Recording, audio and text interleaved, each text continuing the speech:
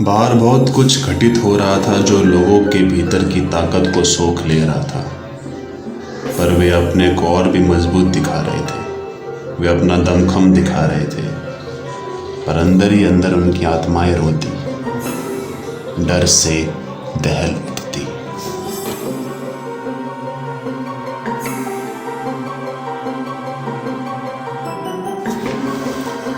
इधर रोजगार की तलाश में रामनाथ घर से निकल चुका था। रोजगार मिला पर कुछ ही दिनों के लिए। अब कुछ दिनों की रोजगारी से साल भर का गुजारा तो नहीं हो सकता। यहाँ मुंबई में रहने वाले मिस्टर फेलूदा भी लोगों की परेशानियों से तंग आ चुके थे। वे अपना दिमाग पूरा इस्तेमाल करते, इसे 1% से 5% तक ले जाने की कोशिश करते, वितर्क करते। आखिर माजरा क्या है? कभी कभी एक्सपेरिमेंट के तौर पे घर से बाहर निकलकर कुछ उटपटांग हरकतें भी करते। बाहर उन्हें पता चलता लोग बुरी तरह से डरे हुए हैं, और इसी डर का फायदा उठाकर कुछ डॉक्टर्स कोविड के नाम के चेकअप के लिए आने वाले मरीजों के साथ हेराफेर कर रहे हैं। वे पहले मरीजों को कोविड पॉजिटिव बताते, फिर 1000 रुपये लेकर नेगेटिव का रिपोर्ट दे रहे हैं। 40-50 में बिकने वाला नारियल पानी अब 100 रुपये में बिकने लगा है। 400-500 में मिलने वाला ऑक्सीजन अब 4000-5000 में बिकने लगा है। 2000 से 3000 में मिलने वाला इंजेक्शन अब 20,000 से 30,000 में बिका जा रहा है। मरे हुए लोगों को शमशान तक पहुंचाने का किराया अब 20,000 से लेकर 40,000 हो गया है। चारों तरफ हाहाकार मचा हुआ है।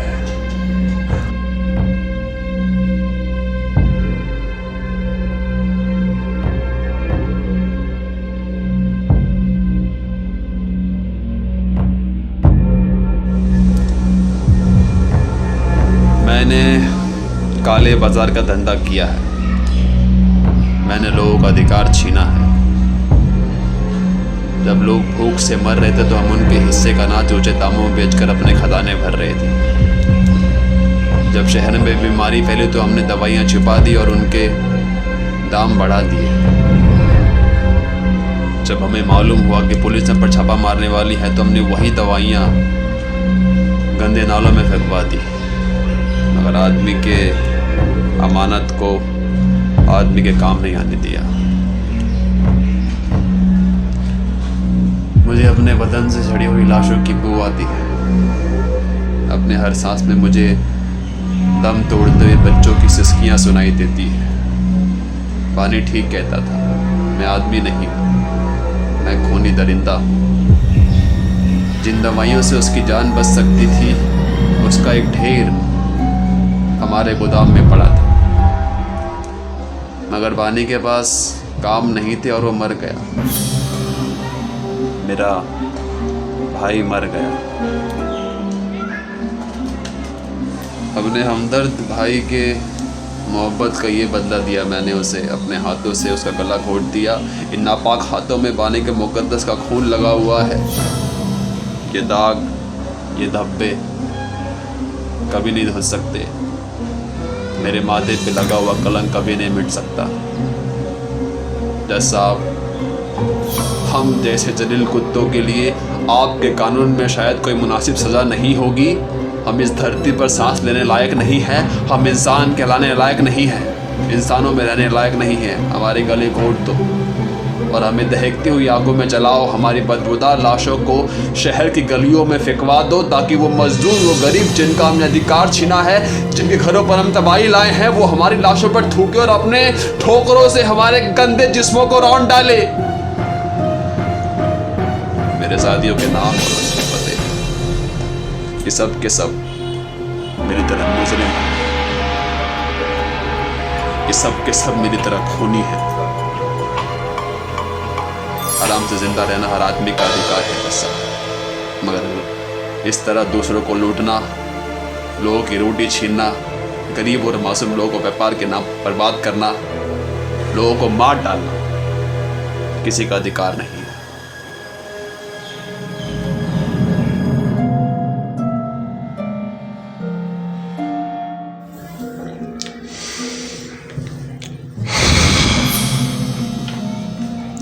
ये सब देखकर मिस्टर फेलूदा का दिमाग अब ठनक गया था। उन्होंने फौरन अपने घर की तरफ रुख किया। वो घर पहुंचे, उन्होंने अंदर से कस के दरवाजा बंद कर लिया। कुछ देर यहाँ वहाँ टहलते रहे और फिर एक कुर्सी लेकर बैठ गए। उन्होंने सारी खिड़कियां बंद कर दी और एक सिगार जलाया। सिगार पीते हुए वो सोचने लगे।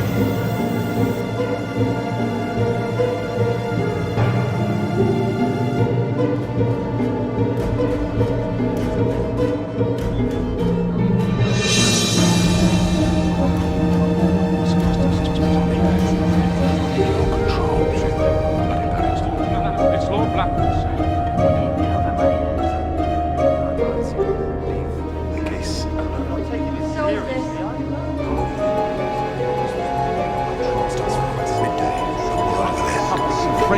Home!